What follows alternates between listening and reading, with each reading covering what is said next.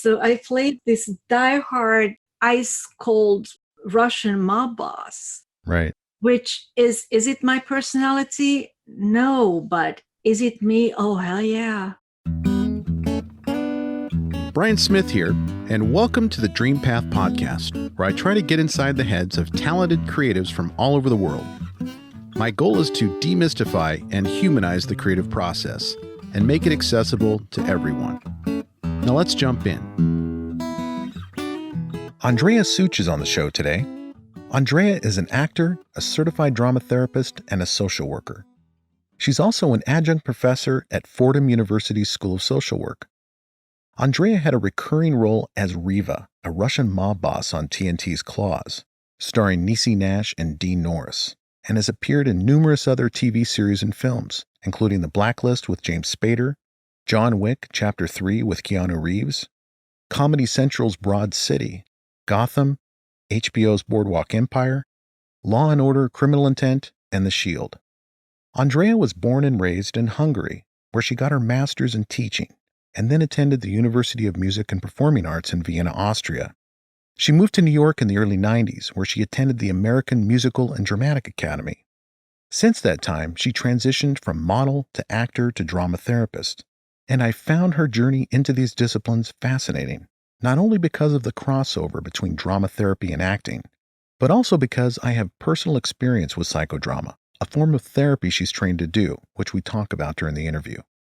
Going into this conversation, I thought it would take a more biographical arc, but we ended up talking about many things outside of her career, like how the pandemic has affected us both personally and how it may end up transforming our culture.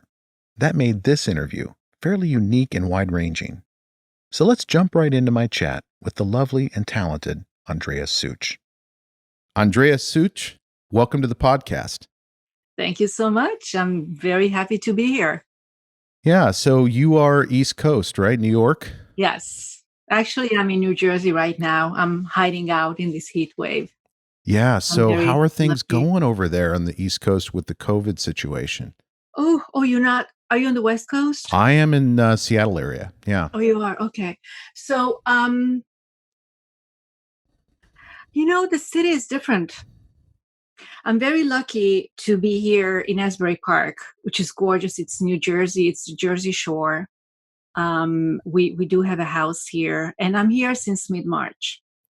And I have been back to the city early July for an appointment I had, and it was a very different New York than I remembered. Mm-hmm. So it's a lot of fear on the streets. It's really weird how we passing a person and it's like a caution. Everybody's wearing a mask, which is really good. It also was challenging to breathe because I was breathing in my own carbon monoxide. So it took me like a day or two to get used to it. Mm-hmm. And so it's different. It's definitely different. And, that's life. We calibrate and adjust. Exactly. Nothing lasts forever. So hopefully we can get back to hugging people and sitting together and laughing, not just yet, but I really hope that. Well, yeah. Horizon. I mean, if history is any guide, and I've been reading a book called The Great Influenza from, I think, 2015, but it talks about the Spanish flu of 1918. Yeah. And the parallels between that virus and this one are quite remarkable. But if history is any guide, these things play out and there's a vaccine or a treatment or something, or the virus just goes away. But I think we'll get through this. I just love, the way you think, because that's hope is everything. Yeah. And my grandmother was born back in Hungary during the Great Influenza. Oh, really? Yeah. Oh, yeah. That had to be scary for everyone on the planet at the time. Can you imagine you're just coming out of a world war? Oh, no. Yeah. Yeah. And then to think also that the most affected demographic were young, healthy people in their teens and 20s. So they fared worse out of everybody because their immune systems were more robust, and it was just a weird dynamic where the immune system worked against you. So a lot of young people died, and they died within 24 to 48 hours. It wasn't this prolonged illness. But we are digressing quite a bit from your story here, Andrea. And so I've done.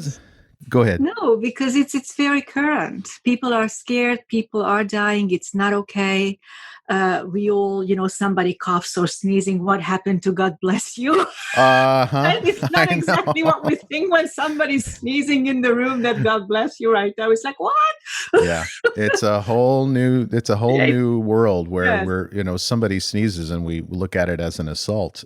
Right. Yeah. Right. Yeah. Like it's a nuclear weapon. So hopefully it will calibrate. And as you said, it will be a vaccine, and we deal with it the best we can. It's no two ways about it that, it's not an easy time. A lot of people are lonely. A lot of people are depressed. Domestic violence is going up. People are locked together. Conflicts are heightened. So, I think it is very, very timely that you asked about that and the parallels between the 1918 epidemic and this one, because the emotions must be very similar. Yeah, the feelings of isolation and fear, and also what I noticed in the book. I mean, not to go back too much on this this book, but the parallels politically too. How there were politicians who refused to accept that this was real, and they would continue to have rallies and parades. And this was 1918, so it's such a prescient book because it just shows that we haven't changed at all. I have to read this book. Yeah, it's called The Great Influenza, but it's kind of a deep dive into science. And I know you come from a science family, and at least your dad's side, so you probably have the aptitude that I don't have to understand some of these concepts in the book. But they really go into the science and the medicine of the virus and the antigens and antibodies and all of that. But yeah, it's a scary time for us all. And I would imagine that your background in therapy and connecting with people through psychodrama has probably helped you make sense of this situation and maybe process it with a little more emotional sophistication than other people might be able to do. Thank you for that. I don't know how you gave me a lot of credit, so thank you. And in the meantime, I removed my glasses, and it might look prettier, but I see you as a big blurb. But it's a very handsome big blurb. So Thank you, when Andrea. I absolutely give up on seeing you, then I will put it back in. So I am trained in drama therapy, and psychodrama and drama therapy are siblings, but kind of like Danny DeVito and Schwarzenegger in that movie Twins. So they are similar and they different in many ways. It is an action method, and it is a great form of therapy because it's embodied and it hits really deep and really quickly. So I really like it because there is no time to overthink it, like what I usually do when I'm like going to regular therapy. So it's like, boom, it's embodied, it's quick. So I really like it. I don't know if it helps me to deal with the situation better. I also consider myself incredibly lucky because I do have a country hideout. So I'm not in New York City, and I wasn't in New York City at its worst.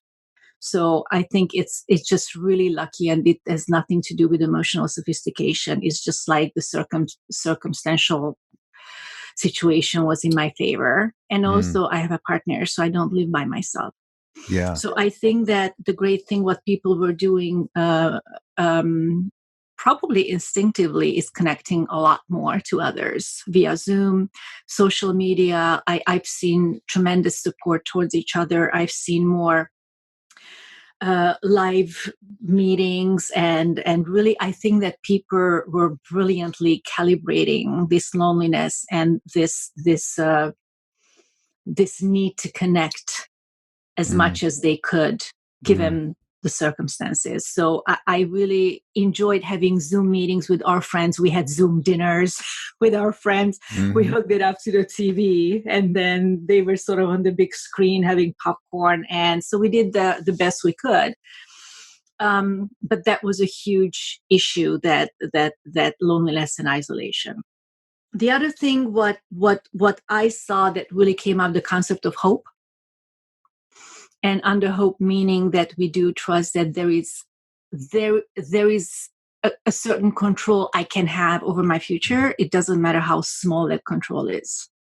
Right. So what I mean is that, even if that control is that I'm going to take a shower now, or I'm going to walk around the block, or I will call somebody on Zoom. Right. Or, I will watch a funny movie. That's control. So under control, I don't mean the big picture that I have control over the elections or this to end soon, but whatever I can have control over, I take control over, and that's very empowering. So I was trying to do a lot of those when I was feeling the blues, when I was feeling a little down. Science calls it micro goals, which just means that something I can accomplish by 5:00. Nice. So, and it gives me a feeling of accomplishment that, okay, I did it. I said I will do it, and I did it. So I was creating these little micro goals for myself, like wash up the dishes. That's a big one. I really don't like that, but like wash up the dishes, or meditate, do 10 sit-ups, do something creative. And then I could get creative by how to be creative. Like, do I read a poem? Do I check out an IGTV? So I really, really very, very consciously, when I woke up, I made this little, I call it, I have 3 lists every morning. I have a to-do, to did, and the ta-da. What are those? So the to-do is those micro goals, those little laundry list. And I encourage, when I'm working with somebody or I'm using, I never tell a client to do something what I'm not doing on myself. So I'm always the guinea pig. So try, find at least 3 to 5 things what you will do today, micro goals. So there's the to-do list.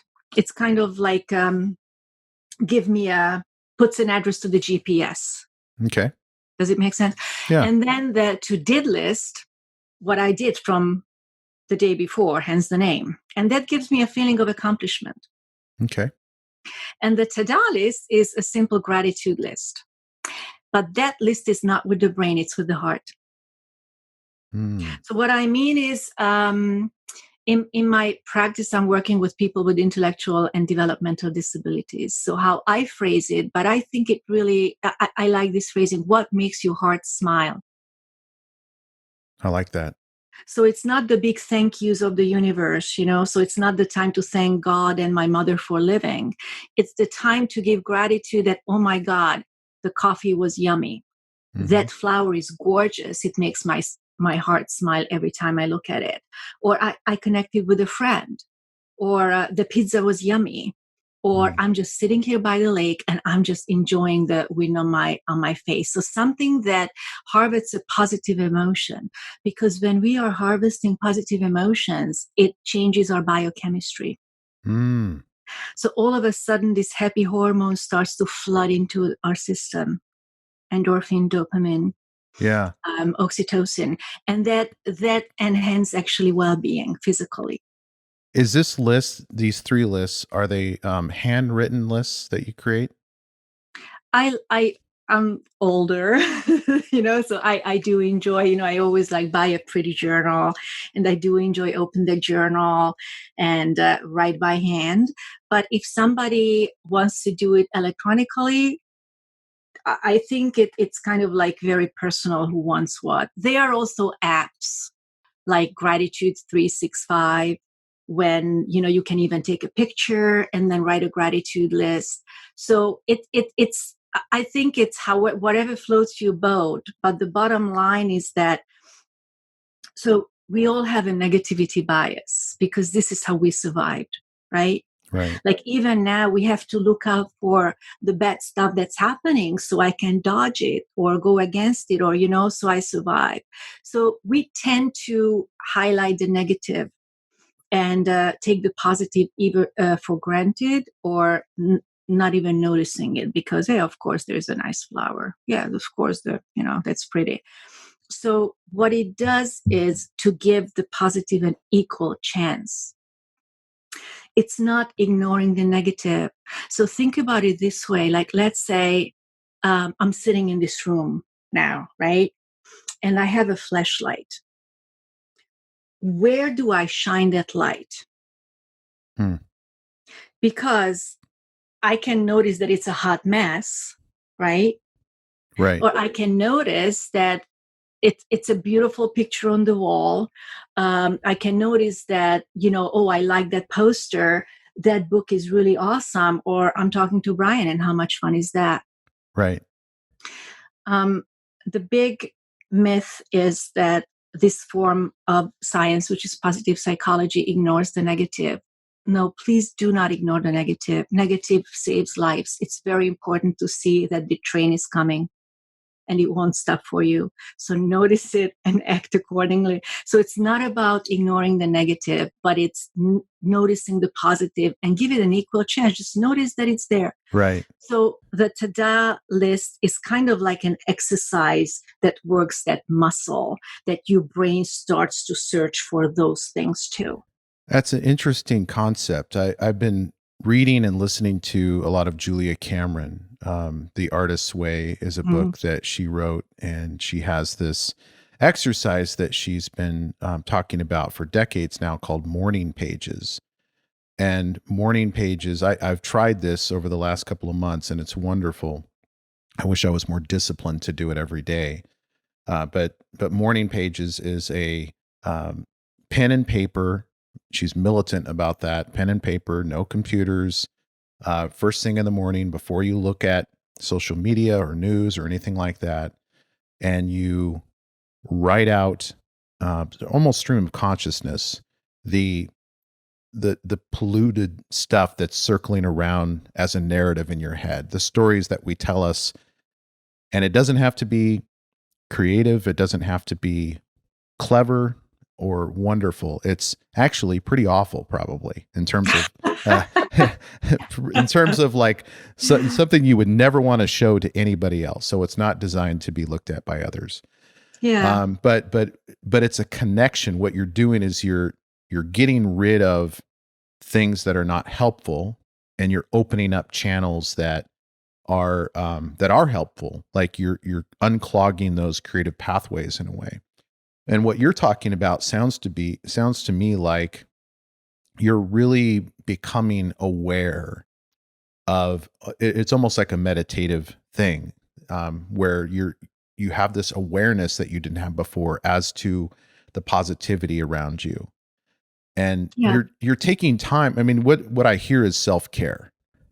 And absolutely. And it is a form of mindfulness.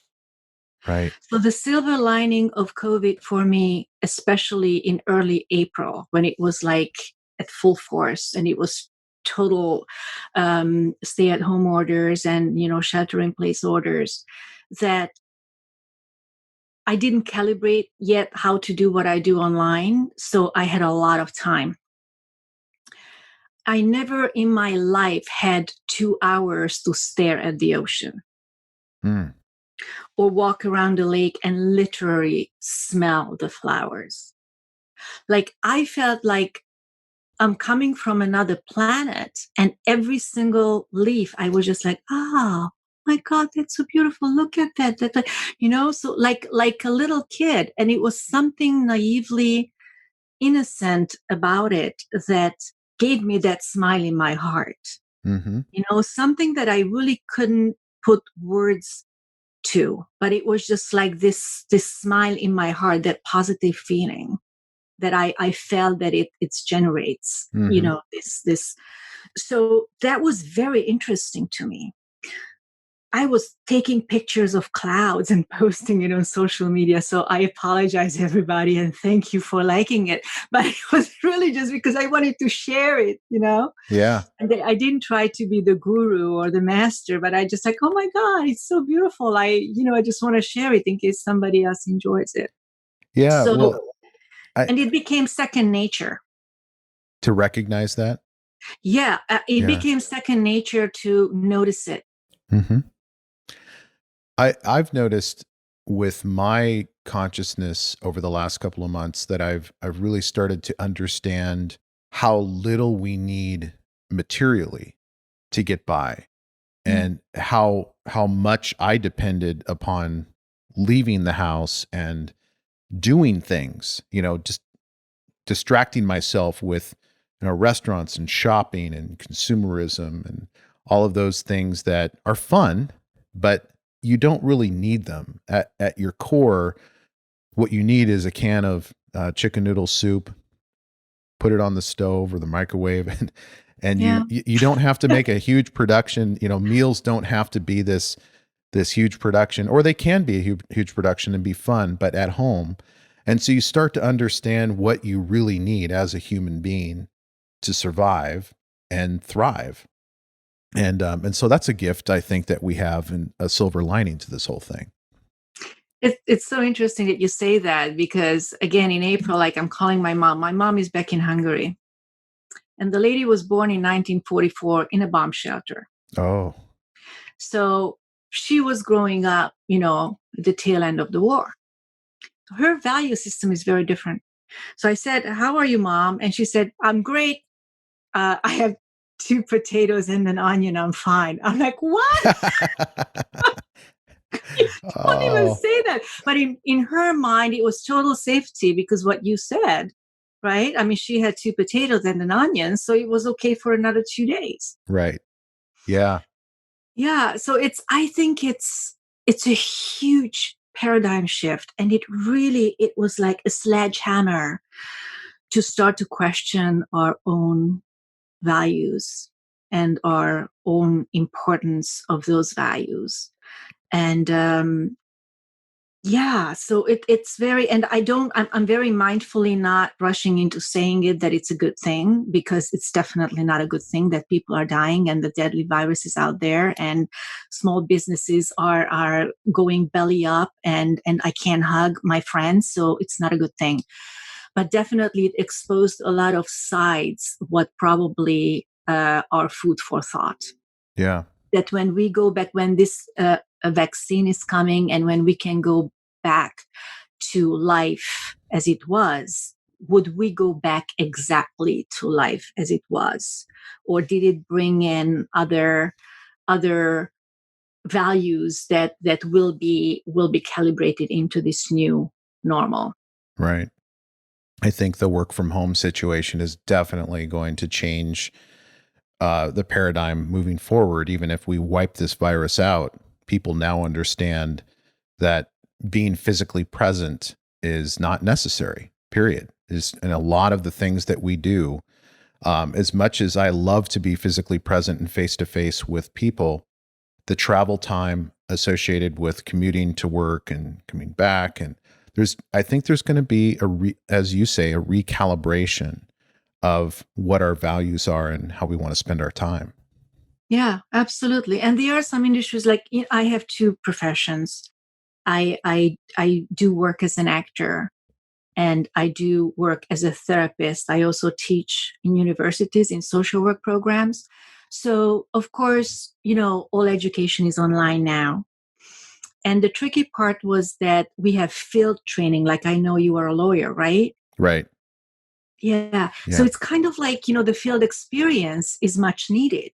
Hmm.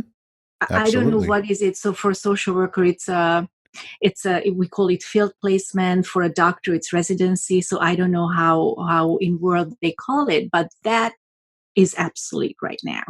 Yeah. So now, there's the calibration that, how do we provide the experience, the hands-on experience to our students, so when they graduate they feel ready. And Yeah. again, a lot of calibrations came in, that, remote placements like hotlines, and remote work at agency. And, so it's like a huge calibration is the word that keeps on coming into mind. It's like an evolution. Like, how do we do things differently yet effectively? One place where I don't see it, but, probably, it will all work out, like in the acting world, like, when can we go on a set when there are 400 people on a movie set and be around each other in a room when there are 20 people crammed in this intimate scene, but one is holding the boom, one is holding the camera, then the other one is pulling the focus. So when and how will that happen? And that I miss a lot. Yeah. And that seems to be, and I've never been in that world, but my impression is that it's almost an irreplaceable thing that you just can't have it any other way. Technologically and just from an art standpoint, there's no other way to do it.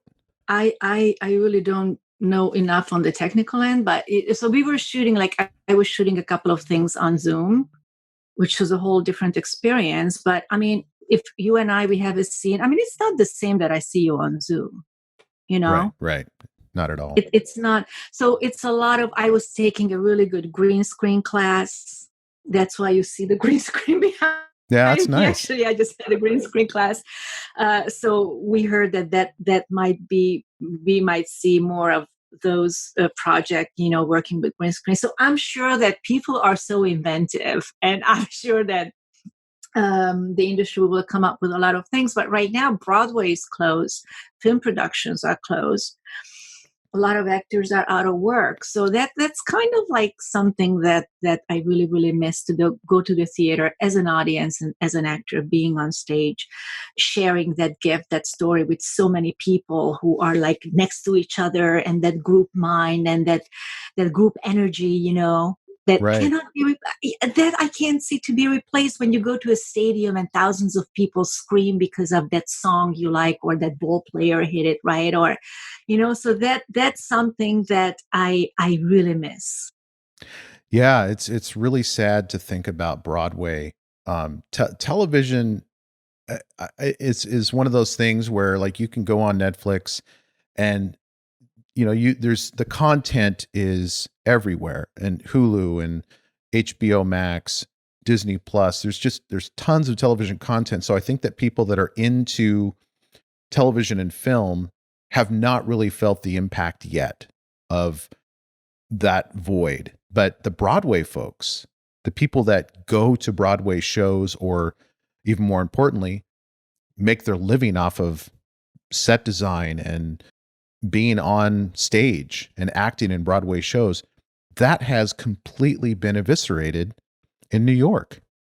It's devastating. And, I would add to it that, in television too, actors are unemployed.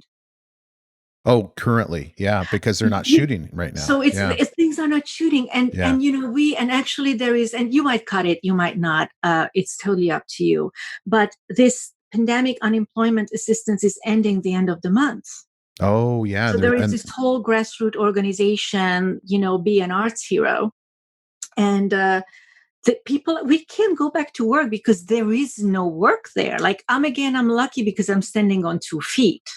Right. And you have your therapy and psychodrama. Yeah, I have my therapy and the teaching and the private clients and whatnot. And, I do a lot of little creative projects, like with the Hungarian Cultural Consulate. I'm Hungarian, as you probably hear. I'm not from here. Right. So they had this idea to do classic Hungarian poems in English.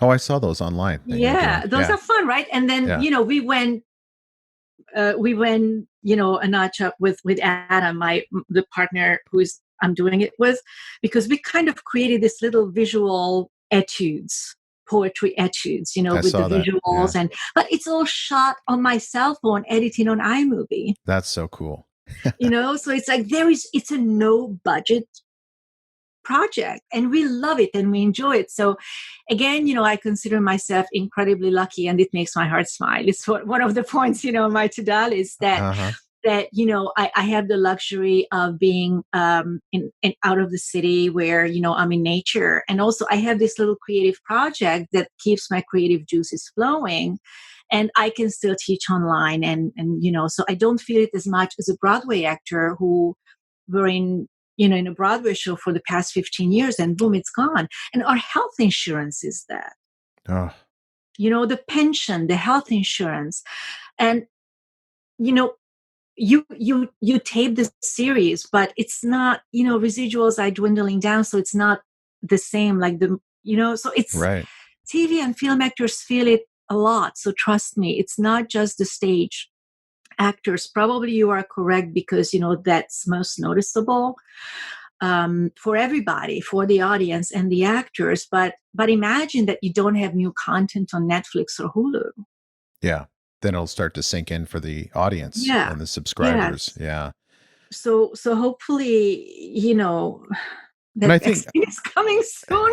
and one thing I've learned over the last year and a half doing this, interviewing creatives, is that very few actors and filmmakers are making, millions of dollars per year.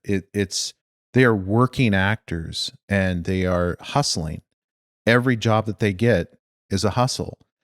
And so I think there's this disconnect between the viewer and the actor, in terms of the viewer thinking that, well, if you're on television, you must, be in Hollywood and just have it made. Oh my God, And no. that's not the case, It's from what not the I've case. seen. So It's not the case at so all. so when you lose your job, I mean, you could, even if you've been on, 150 episodes of whatever series, you could be homeless. I mean, it's that profound of an impact. Well, hopefully, everybody in the industry knows that it doesn't last forever. Right. So I think that we all, when we have something steady and we have a series, 10 episode or 100 episode, that, you bang that money, because most likely, the show will end, or they write you off, or, they kill you in the show. And, you get a script and, oh, and they shoot her in the head. Like, wow. You know? So I think that whoever is in this industry kind of learned that up and down, ebb and flow nature of the business. Um, but now it's ebb, like it's ebb, Right. because there is nothing going on. And it's not just the actor, as you said, it's the set designer, it's the writer, it's everybody who is involved with it. Costume, props, everybody. So that's kind of different and scary to me. Right. Like that's one area that really, when I think about it, I need a lot of positive emotions to, like, okay, so how can, well, and the reason I'm saying it, because I do challenge my thoughts. Like, I challenge my thoughts when I'm thinking about this. I challenge my fear that uh, it's temporary and it's local. Okay. So under temporary, meaning that it will not last forever. And local, meaning that it's in this one area of my life, not everywhere. Yeah. So when I partialize and, have it, don't see it as this big doom, 100% everywhere, all of it, then I immediately have more hope. And when I have more hope, then I have more mojo to come up with those micro goals, come up with those creative projects. What makes me happy? How can I spend this day that I feel that I accomplished something and I enjoyed it? And that's just like super important. Yeah. Well, it sounds like you read a lot of philosophy, and you're a student of, how to look at the world. And the person that's helped me a lot is Eckhart Tolle, in terms of looking at, what's important, like what is a crisis and what is not a crisis, and really sifting your way through those mini crises that may be, as you say, compartmentalized in the workspace, that they don't affect your family, they don't affect your future. Mm, But yeah, it's important to really look at the world that way. I think otherwise we'll drive ourselves nuts. absolutely. But It's so interesting, because have you seen this show called Hannah? oh yeah, hmm, So have you seen season 2? no, Oh I my God, just I saw everybody the watch it. It's awesome. I know it's on Amazon now, right? The season 2 is Yes. now up. Okay. Yes. So you will see how they play with the concept of reality and how brilliant it is. Hmm. Yeah, that's a great show. Good movie too. Oh my God, it's a great show.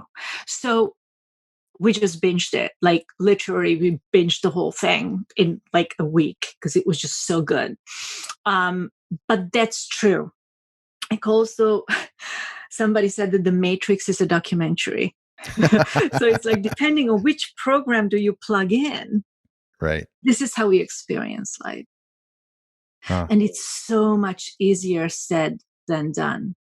But when you think of it, it's so true. Well, now I'm going to definitely watch that And season and 2. is it like a folie à deux? It's like an illusion that two people buy into, or like what is the fine line between a complete delusion and like choosing to accept a reality that makes me happier? Mm-hmm. Well, it's for everybody to calibrate and find out again. I mean, this word calibration, I think, is like our central theme today. Yeah. Um, but it's like, do I choose to look at the news and do, like, I have friends who list on Facebook every crime, what happened in the past week. Why do you do that? Mm-hmm. Like, what's the benefit of that? It can be dangerous, yes, we get it, but you know what, like, do you want to spiral yourself down into a complete dark spiral, or do you want to find the things that work? And again, both are important, so let's do both, not exclusively so those are just like, it's such a cliche, but it's a cliche because it's true, that you can really influence your thoughts and how you feel. Well, one of the podcasters I've listened to for a long time is Tim Ferriss, and he has written a few books like 4 Hour Work Week and 4 Hour Chef, and he's kind of a self-help type of guy, but he does some fascinating interviews with people trying to deconstruct their success. And one of the things that he's tried to do emotionally and also from a time management standpoint is to completely uh, remove himself from the news cycle. So he does not follow news typically. He does, and his idea of getting up to date on the news is let other people do it and talk to them at the water cooler. This is back when we had water coolers, and there was an actual workplace. But you can hear people's perspective on the latest politics and the outrageous things that are happening, but you don't have to be sucked into that narrative because it really is an awful reality to, as you say, be posting all of the latest outrageous things that have happened, just post them on Facebook, and it's not a healthy place to be, and it really is distracting from what is important, what is truly important, which is our own our own path forward and the things that we can do to be happy and find peace and really be fulfilled in life. And it's not, social media is kind of the antithesis of that existence. And I'm sorry, we're not even talking about your career here, but we're Oh, it's okay. We it's talk still about fascinating. it. I'm sure Yeah. that the listener who will listen to it is the listener who has to listen to it. Right. So I truly believe that we find the podcast and the project that kind of resonate, something that we need to discuss or disagree with or think about. I would never admit to it that we don't have a TV. We have a Fire Stick, so I don't watch the news. Yeah. I And don't either. again, it might be like, I'm putting my head in the sand. Maybe I do, but I feel good. Yeah. I have friends that and relatives that are apolitical. So they have, whatever chip they put in their brain, they've chosen to have a reality that does not include politics at all. And I don't get it because I'm very political and I get fired up probably more than I should about politics and the elections that are coming up. Mm. But if you look at people that chose to not have politics as part of their reality, they're a lot happier. Like blissful ignorance, I guess. I think it's so important, but it doesn't have to be important for everybody. So I see kind of like the world as a big orchestra, and everybody plays an instrument, and all instruments are equally important, and together they make a beautiful sound. But I'm not going to ask the violinist to learn the oboe track, Right. or I'm not going to ask the drummer to play, the piano solo. Like, politics is not my gift and not my passion and not my interest. And it doesn't take away the fact that it's incredibly important. I'm just not good enough at it that I could be as useful to the world than with other things what I know much more about. Right. So I'm not saying that something is more important or the other, or it's very, very, very important. But I think that in that orchestra, that's not my instrument. I've toyed around with this concept of highest and best use, and everybody has a highest and best use. And it's not, I didn't come up with the term. It was a financial advisor who was trying to convince me to hire him. He knew I was an attorney, and he was like, "Hey, you could figure this out, how to trade stocks and buy bonds and invest in your 401k. You're smart enough to do that, but is that your highest and best use?" And ever since I had that conversation, I've thought a lot about it, because I think that's true. We all have gifts and strengths and weaknesses and various aptitudes that make us either suited for politics or science or teaching or trial work like I do. And why try to do something that does not fit in with that highest and best use? It's a I agree struggle. with that, Ryan. I completely agree with that. I completely agree with that. And now I'm going to see you. Look at that. Here Hey. you are. Hey, look, he has Yeah. a face. Yeah. That's cool. Okay. So I do agree with that. And many people ask me, what do I think success is? And I think success is when you're lucky enough to make a living of your highest and best use of your life and your time. I like that. Because, again, it's like so subjective that what is success? Is it having an award? Is it, having a series regular? Is it, yes, it is. But also, when I wake up happy in the morning, that's success.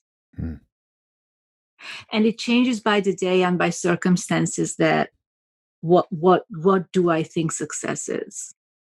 Really, it's not always the same. I don't know about you.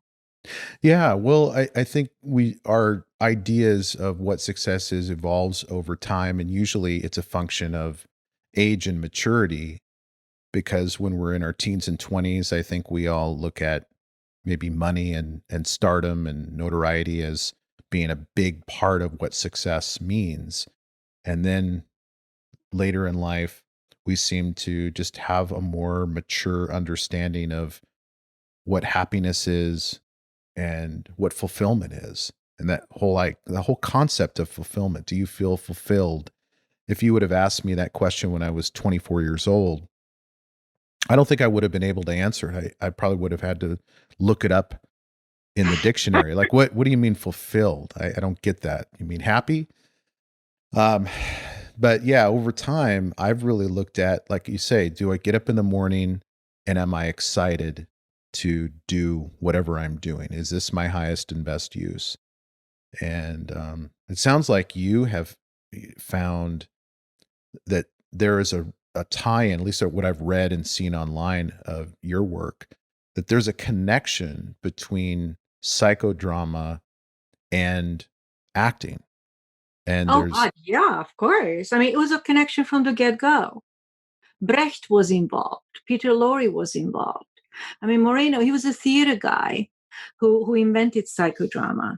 I just want to clarify that my degree is in drama therapy. So I do know about psychodrama, but that's not my primary degree. So my primary degree is in drama therapy.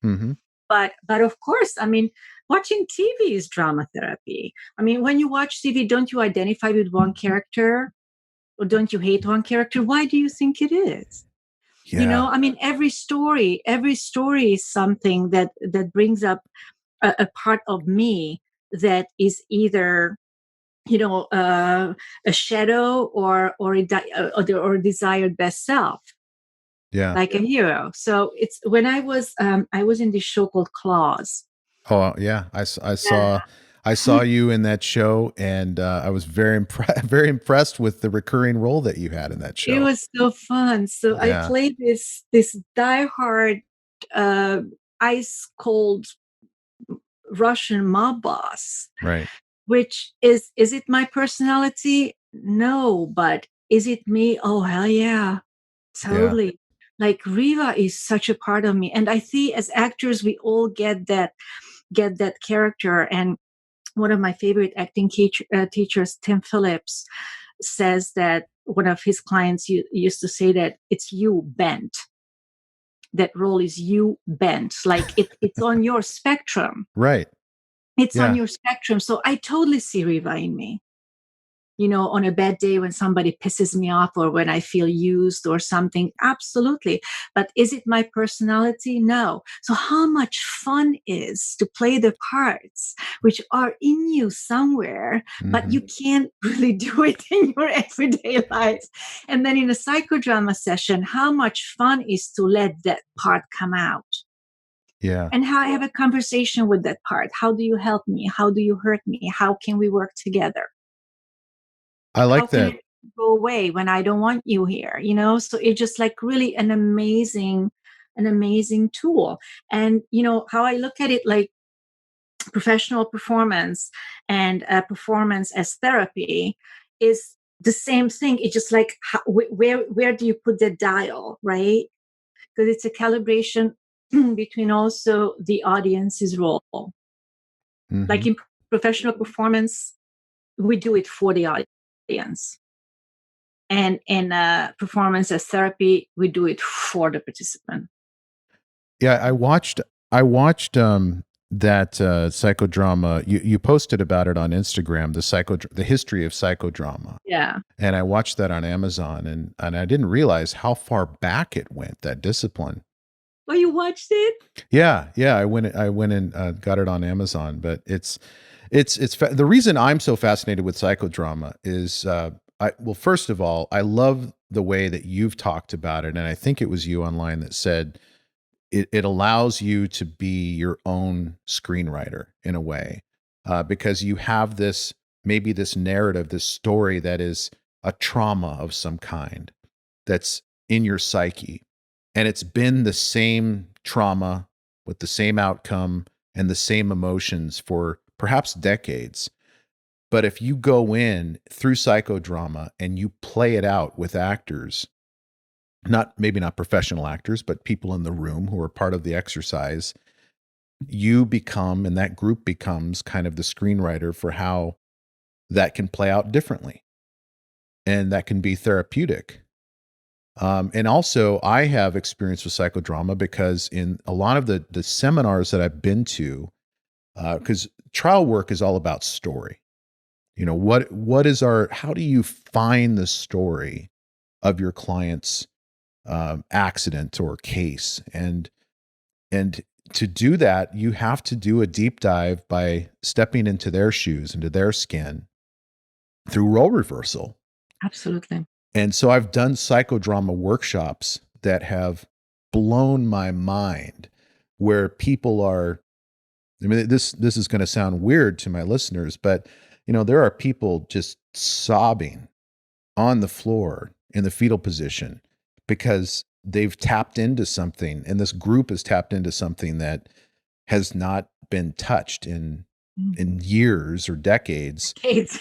And then they come out of it, and they're like a brand new person. They Yeah. just have a whole new lease on life.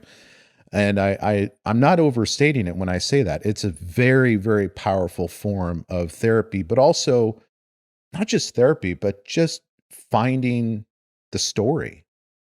Really, what happened here, and what is going on emotionally that is blocking you for whatever reason? Why can't you get past this? And so I love that you do that type of work, and that you integrate it into the acting. It doesn't seem to be a big distinction or a separation between acting and psychodrama. Well, I mean, no. So no, it's not. In my mind, it's not. But those jobs are completely separate. Right. So it's, in professional performance, I never even say that, I do drama therapy and psychodrama. And most people know if they, know me, but it has nothing to do with other in my two separate jobs, but it has everything to do with each other as a human being. And now that you say, I do have a lot of colleagues who do psychodramatic work with trial lawyers, because as you say, storytelling for opening arguments, closing arguments, and then it's like super important. And I know that some places do have psychodrama workshops, which is like awesome. But also this new concept that is, I think it's Tara Brach, called radical forgiveness. And I don't like the word forgiveness because in my mind it means that, oh, I forgive you for what you did. Mm-mm. It's not forgiving the person. It's taking away the charge. What do you mean taking away the charge? Like, let's say that, The electromagnetic charge? no, Okay. taking away the power of my emotions about it. Okay. Taking away, like, if I'm engaged at an 8, if I forgive, it means that I let go the importance of that. I take my power back. Okay. It's never about forgiveness, as I now understand it, is not about being okay with what happened or making it okay what that person did to me. It's about taking back my power, that my whole life is not around that event. And probably I'm not making sense. So let me tell you a little story. It's not my story. It's like a classic story about that. When two prisoners of war are talking, and one say that, well, can you forgive our captors? And one says, no, never. And the other one says, no, they still have you in prison, aren't they? Ah, yeah. Yeah. So that's what I mean, that lessening the charge, like my activation by it, Got it. that doesn't make that event okay at any level. Yeah. And Eckhart Tolle talks about that in A New Earth, about how you can't really control what happens around you, but you can control your reaction to what happens around you, which is not a new concept. I mean, Eckhart Tolle didn't come up with that. It's a very Buddhist concept, I think. But that sounds like what you're talking about is you're taking control over your own reaction to it, and also the importance that you place on it in terms of how it's going to affect you emotionally. Yeah, I think you got it. It's I don't know originally who came up with it, but many people uh contributed to Viktor Frankl Mm-hmm. in his work, The Man Search for Meaning, when he says that between, that gap is where your power lies, between the stimulus and the response. But I just read it that actually it wasn't him originally, but I couldn't, I don't remember now who it was. It's, I don't know if you know that my partner just wrote a book on hope. No, I don't think so. Is that's not the book that you wrote the forward for, is it? No. Oh, okay. That was the Yeah. three female. You wrote Mhm. a forward in that book about the three female heroes, right? Yeah. Yeah. The heroes. Yeah. So tell Yeah. me about the book about hope.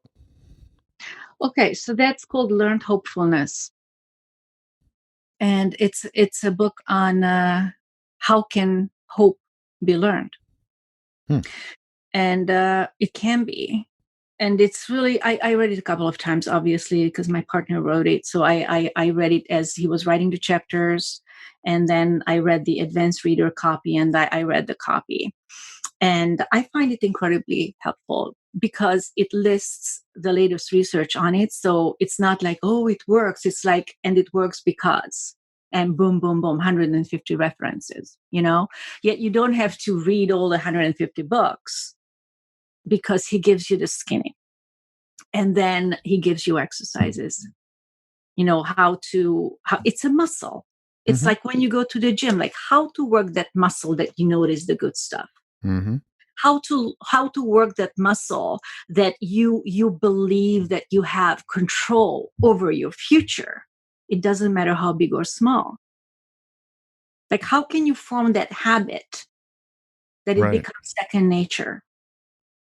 I like that because it provides sort of an objective, almost scientific approach to a problem that, if someone is feeling hopeless and they go in for therapy or they're talking to somebody about their inability to have hope, I think there's a danger of being in this territory where there's nothing tangible to grab onto. But if you have lessons and you're saying, look, this is actually a very teachable thing. Mm-hmm. Let me show you how to do it. Here are some exercises on how to do this. That Yeah, you're probably going to reach people that are really otherwise cynical about therapy and the whole concept of changing, the wiring of your brain that way. you're So right. it sounds like a practical guide. It's a practical guide. And by the way, he is a therapist with 35 years of clinical experience. He's the guy with me in the psychodrama video. Okay. Yeah. Yeah. Yeah. Oh, So I'll he's have to. also a psychodramatist. And yeah, so, and that stuff really works. I do use it with my private clients. I use it in my own life. So what I would like the listener to take away from this whole thing, that yes, there are things you can do to be a happier person. And it's a So, bumper sticker because it is true. And every cliche is true somewhere. That's why they become cliches, right? right. So you now, I would be remiss if I didn't ask you some questions about how you got into acting. And I know that you really have a fascinating upbringing in the arts and science because of your parents. Mm. And you traveled in the Hungarian choir and you were a Mm. professional violinist. But after that stage in your life, how did you find acting as your calling and your highest and best use?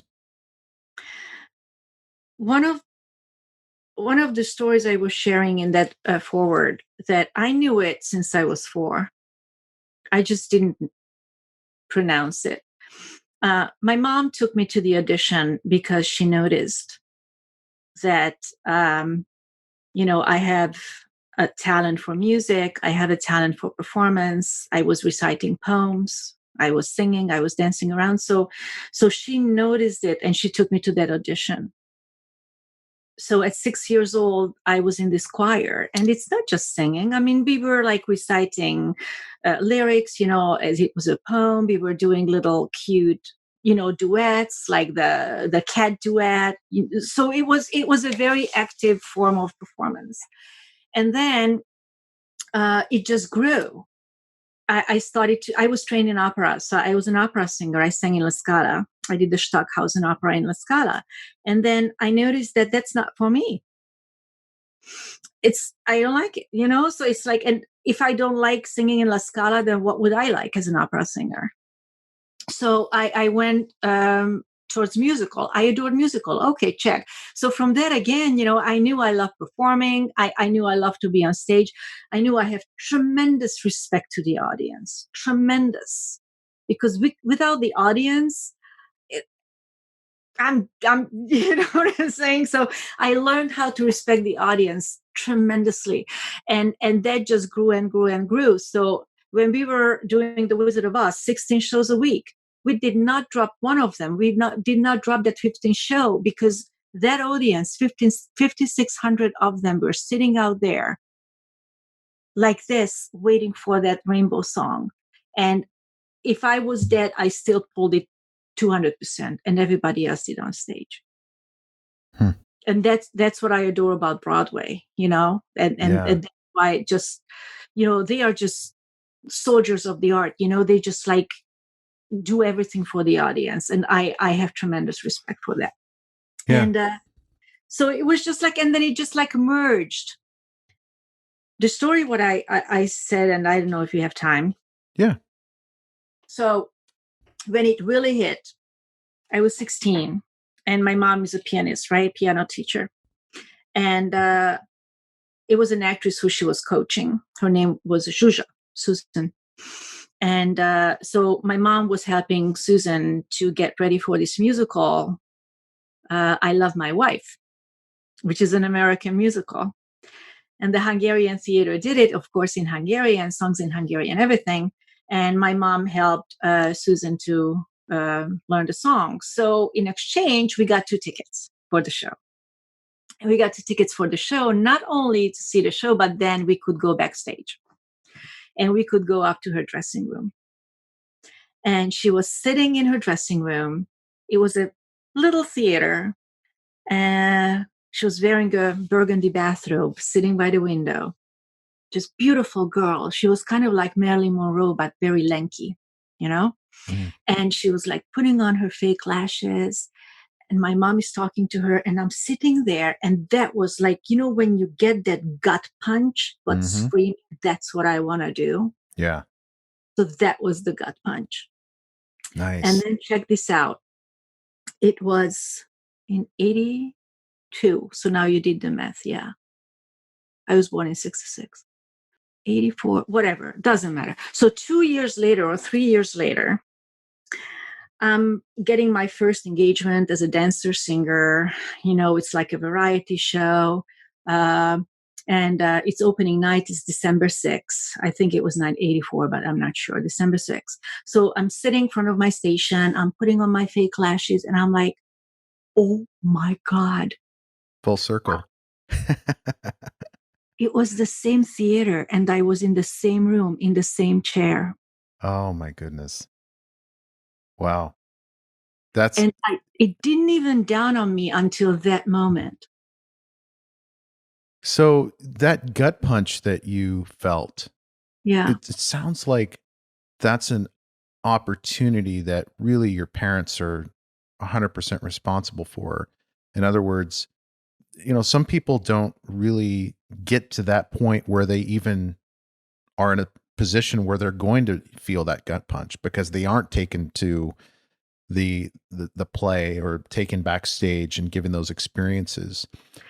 So what are your thoughts on how to find that gut punch, you know, so that you know what your calling is? It finds you. Yeah. It finds you. I truly believe it finds you. Because I didn't know. And yeah, my mom took me there, but you know, it could have been a trip with the school, or it could have been I'm seeing on TV, or it could have been anything else. And you know, my father said that it's great that you're jumping around quoting and you know dance around and sing around, but please have a real diploma. So he made me, that was our deal, he made me to go to teachers college. So I did the 2 thing parallel. I was playing at the theater every night and I was going to teachers college. The backup And plan. God bless him for this, because you know, look what my second leg is now, you know, my second calling. And that I knew when I was 6. Because I entered elementary school and that was my first grade teacher, Auntie Margaret, who looked like a supermodel. I mean, it was like ridiculous. She had like mini skirt and Texas hair and cat eyes and everything. And she was so smart and she was so sweet. And I looked at her and that was the gut punch in teaching. Mm. So the teaching gut punch came first. So you've got multiple callings, basically. Yes, I think I really have these 2 main things, but then, you know, they feather out to so many other things. So, and, you know, I knew it, but I didn't know it. So those who thinks you don't have a calling, I would invite you to go back to this early childhood and just go back and think about what was something you really enjoy doing. Because many gut punches are hiding in there. And, you know, they came out when we think back or look back or, you know.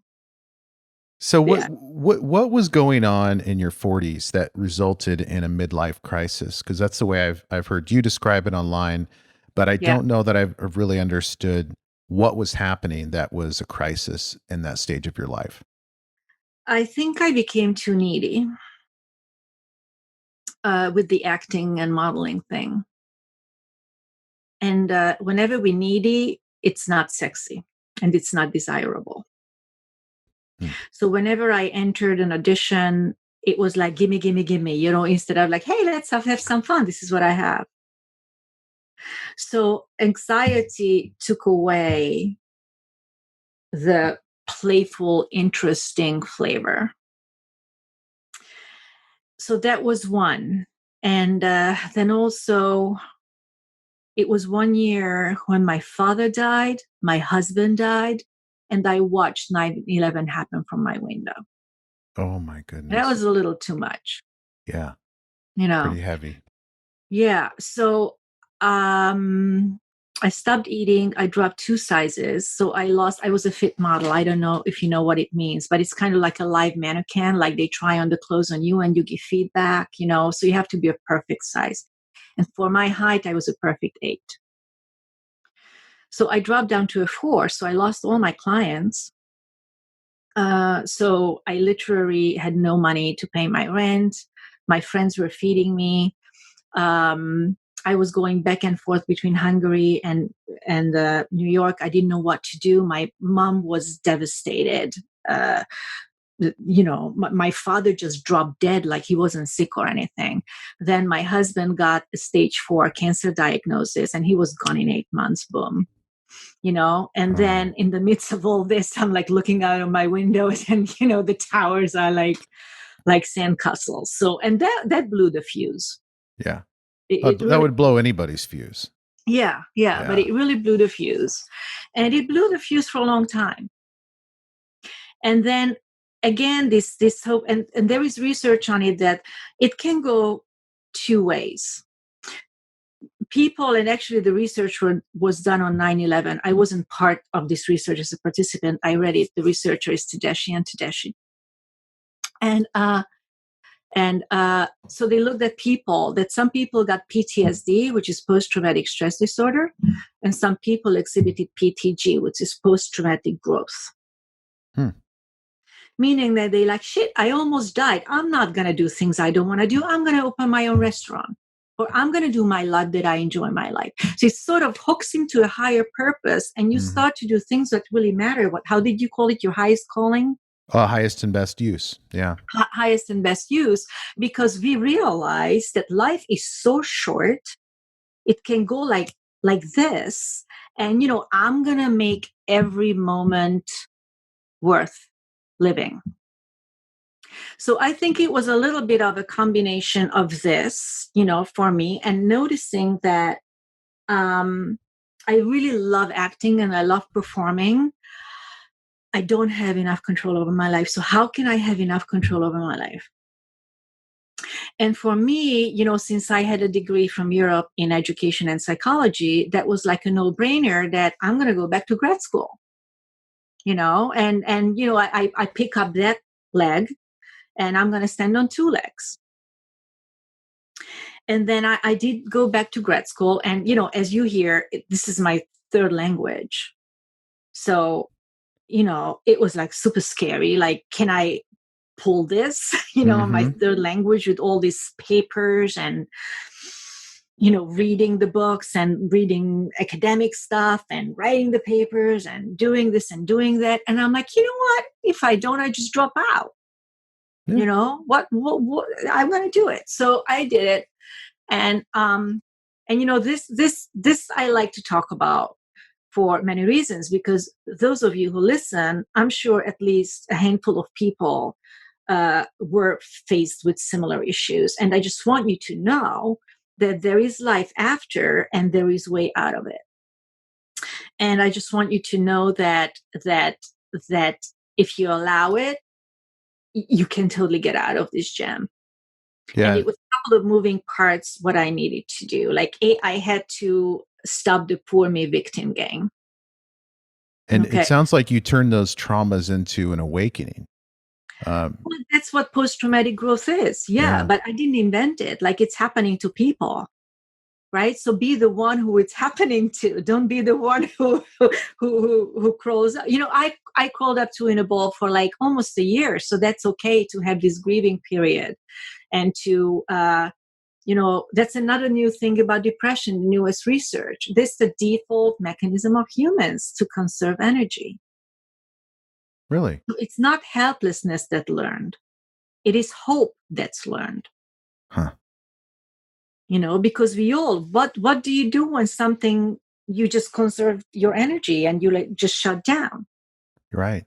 According to Marty Seligman, who became famous with learned helplessness, he came up 3 years ago and he said, I was wrong. It's the default mechanism. Hmm. I'll have to look into that because I've heard a lot about learned helplessness, but I haven't heard Yeah. like So your partner's book, learned hope. read the That's Hope Circuit. yeah. Okay. That's the new one on that. Yeah. A lot of interesting things out there, and if there is something that the listener or the audience gets out of it, it just like, don't give up.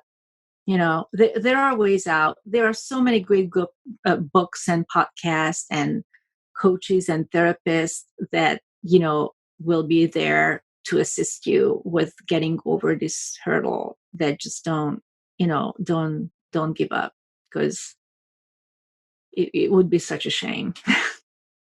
So, what practical advice would you give to a room full of young people, maybe high school age, college age people that are wanting to get into acting and putting aside the COVID situation, which we hope will resolve and we'll get back to normal in terms of shooting and Mhm. production schedules. But what advice would you give them in terms of film school, drama school, or no school at all, just jumping right in and going to auditions?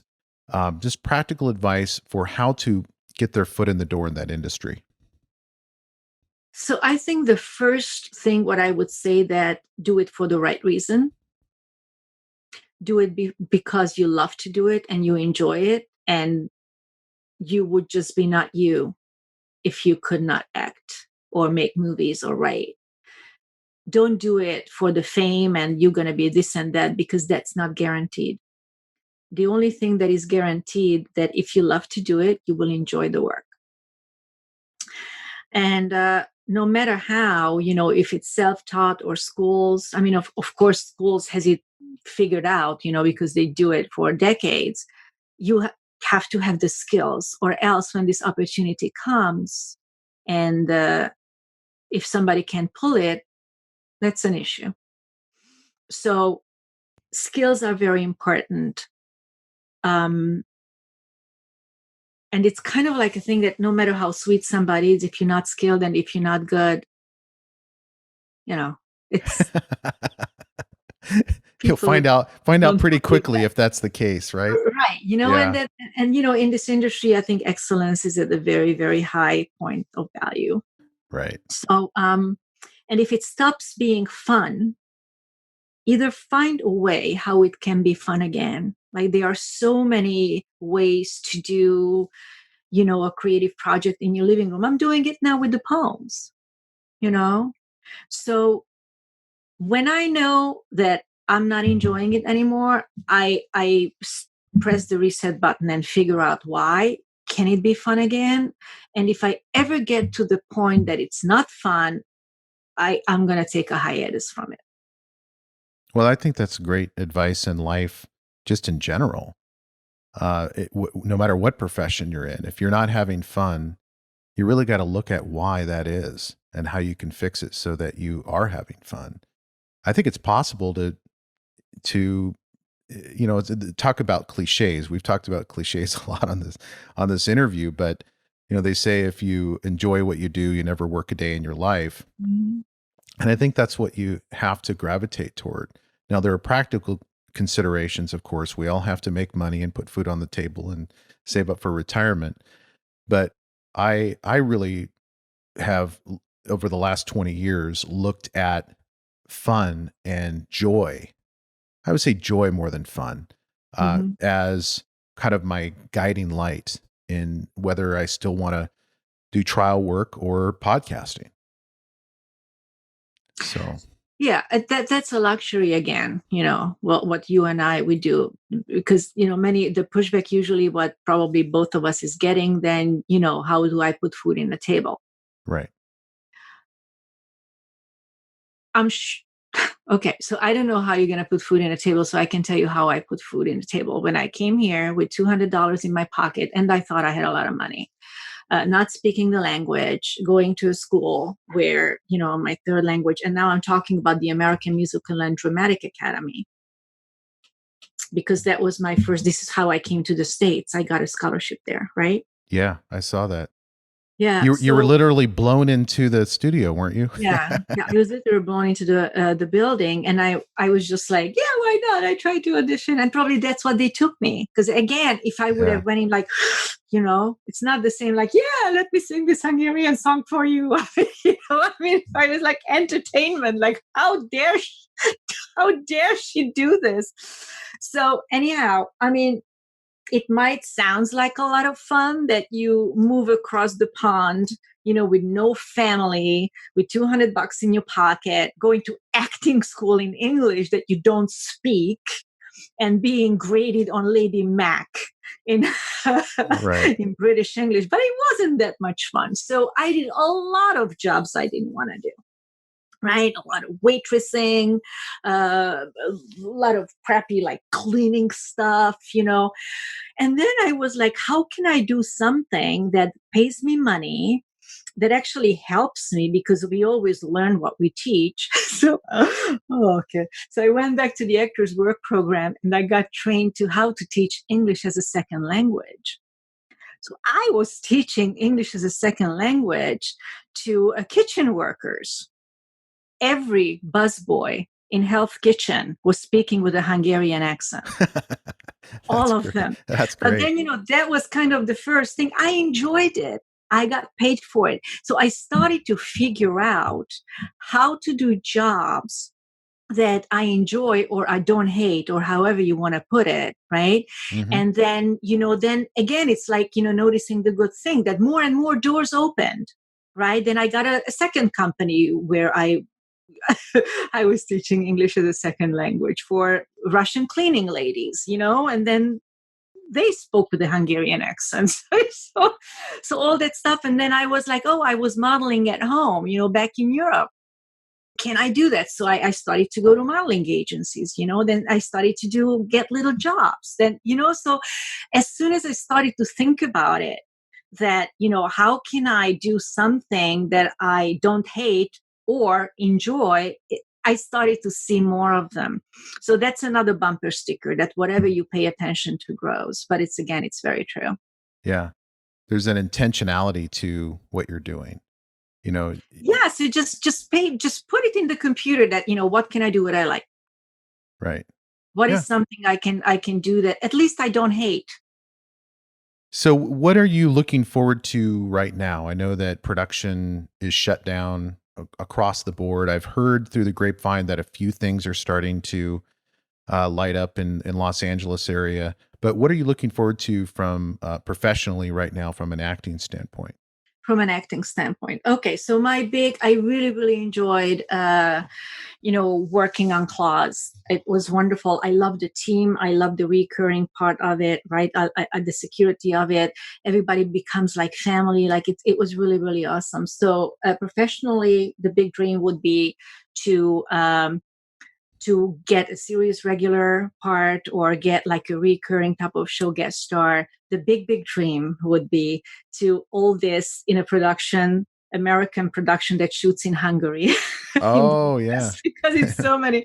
So, so if I would be a series regular on a hit TV show, which I just adore, and some episodes shoot in Hungary, like right now, that would be like something that I would really, really make my heart smile. Right. But other than that, everything that I gladly give my name to: prestigious, fun, great people, great stories, something that I'm just proud and honored to be part of, Mm-hmm.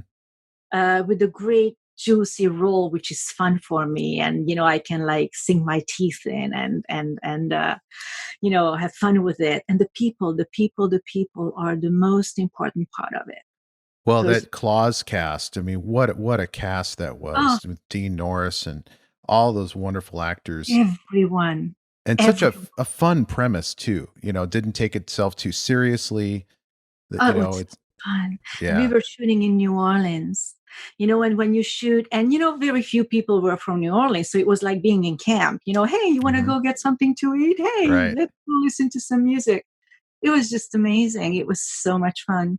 And I just love them to pieces. And with many, many cast members, we're still in touch and we're texting or meeting up if we are, in the same city. So that was an amazing experience. But other shows, so that was like my longest experience with the same team. But other shows, like on the Blacklist, when we had this flashback scene with the young Katerina Rostova, and I was playing her mom, and we're still in touch. I mean, I just love her to pieces. Lotte Verbeek, like awesome people. TV, you become family so quickly because the work is so intense, and the connection, the bond is so strong, and I just adore. I adore that connection. What a TV show or a film set establishes so quickly. Is it different on television than film in terms of that bond because of the longer, the season long character arcs and everybody's just there together for a longer period of time? Or do you find that same collegiality in films too? I haven't done enough film, so hopefully when you ask me in a year, I can say that. Right. One film I was on for 90 days, I was a stand-in. I was standing in for Meryl Streep, Oh, which wow. was amazing because, she was my third Ignite moment. What I was writing about her in the book. Uh-huh. Like when I saw Meryl Streep on Out of Africa, that was another gut punch that I want to be on the screen.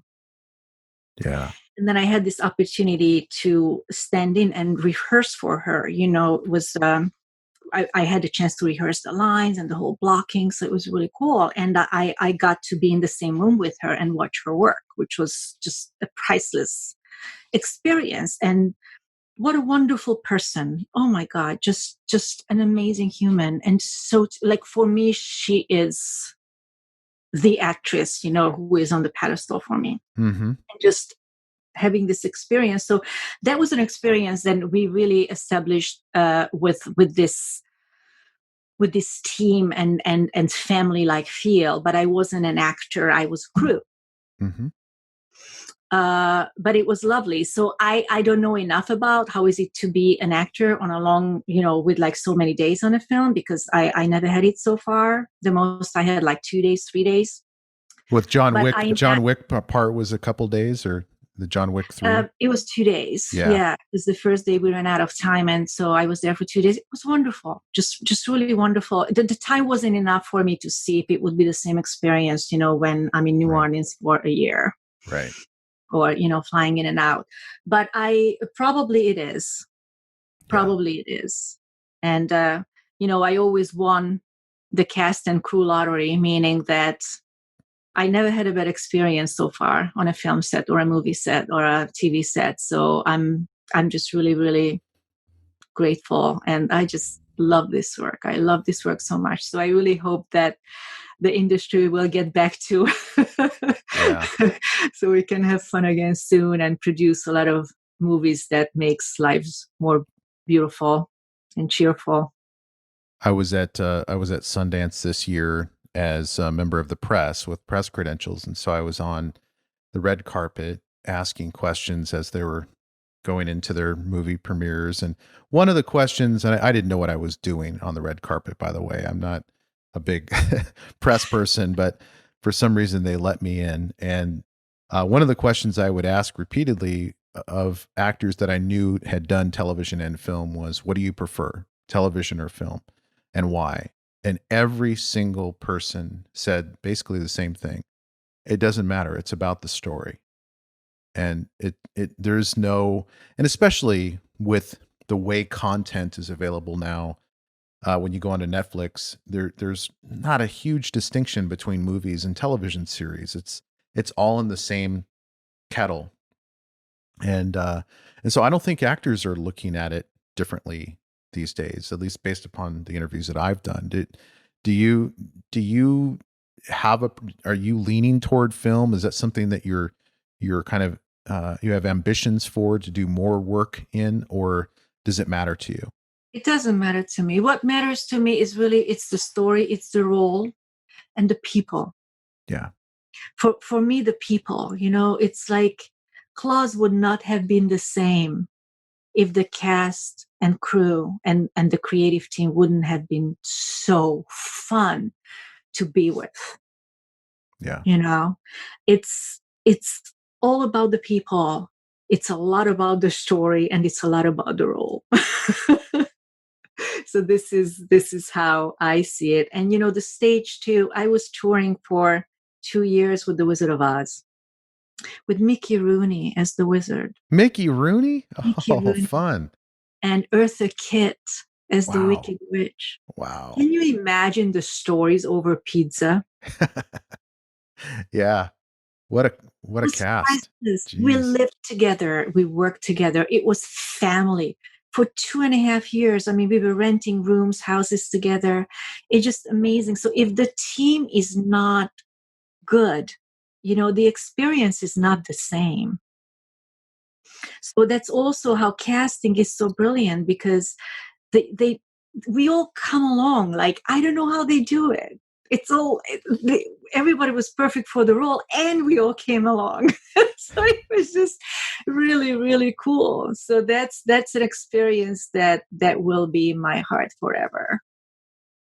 And Well, yeah. it's been a lot of fun talking to you, and I appreciate you taking time out of your day. I know that you don't have shooting going on right now, but you are a busy person with your practice and your coaching and your teaching, and so thank you for talking to us. I learned a lot, and I'm looking forward to hearing what listeners think about your story. Thank you so much. It's been such a pleasure. Thank you, Brian. It was awesome. All right. Thanks. Hey, thank you for listening, and I hope you enjoyed today's episode. If so, I have a favor to ask. Can you go to wherever you listen to podcasts and leave me a review? Your feedback is what keeps this podcast going. You can also check us out on Instagram, Twitter, and Facebook with the handle @DreamPathPod. And as always, go find your dream path.